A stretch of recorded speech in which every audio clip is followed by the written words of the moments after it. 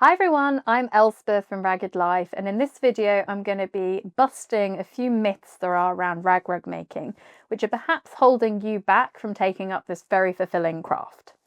So the first one which I wanted to talk through is quite a few people come to me and they think that you need loads of space to be able to do rug making. Perhaps they've got a particular size of rug in mind and they think, oh my gosh, what am I going to do with that? Where am I going to store it? How am I going to have all my equipment? What I'd love to say to all those people who are wondering about space and how much it takes, I would just like to say that rug making is one of the most portable crafts in many ways that you can possibly take up. It's a craft that you can do at the kitchen table, you can do it on the sofa in front of the TV while you're watching your favourite programme. It's something where if you pick up a project and put it down, you haven't forgotten where you are in a complicated pattern and are liable to lose stitches.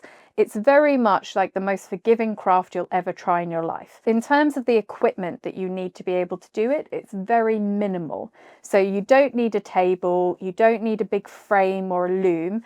There are many rag techniques out there that basically just require one tool, some fabric and some backing fabric. So very, very minimal equipment.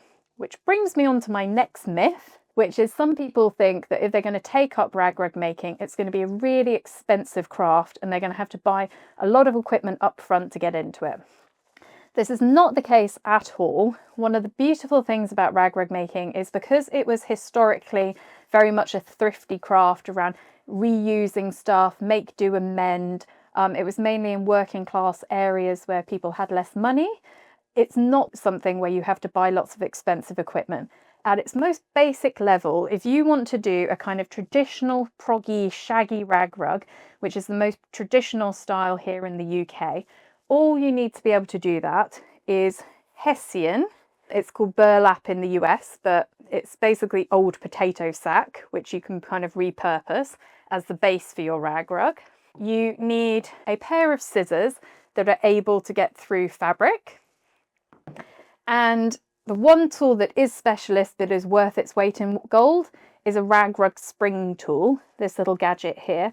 We sell them on the Ragged Life website, but basically this is used to pull bits of fabric through the front of the hessian to kind of create your tufted appearance. But at its most basic level, these are the only 3 bits of equipment you need. And then other than that, you just need some old fabric. And it could be old t-shirts, clothing, shirts, whatever old fabric and scraps you've got at home. That's what the ethos of rag rigging is. So this is certainly not an expensive craft. Once you've got the 2 main tools, they last you a lifetime. The only part that needs replenishing once you finish a project is the hessian base itself. And this is cheap as chips. So, you know, it's definitely not something that's going to set you back a lot of money. And then the third and final myth that I just wanted to go through is that rag rigging has to be time consuming. And of course, if you're going to make a big area rug for the living room, that is going to take you quite a while to do. However, if you're a beginner and you want to start off with something small, we've got loads of small projects which are perfect for kind of dipping your toe into the craft.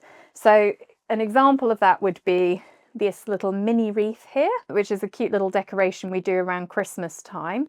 These take a beginner maximum, I'm talking absolute maximum, an hour to do. They require little fabric. They're once again done only with those 3 main tools that I went through. And it's something which anyone can do. Anyone from a child up to someone who's got arthritic hands. They're very fun. This project is just one example of many we have on the Ragged Life website. You can do things like draft excluders, little cushion fronts, lots of smaller projects that aren't going to take you loads and loads of time. So that was a few of the myths around rag making. I hope if you were a little bit nervous about taking up the craft that you'll hopefully feel a little bit more confident going into it now. If you've got any questions that you'd like to ask me, I'm perfectly friendly. Feel free to comment below the video. Equally, please do follow Ragged Life on YouTube and on our other social media channels, and stay tuned for more tutorial videos. Thank you so much. I've been Elspeth.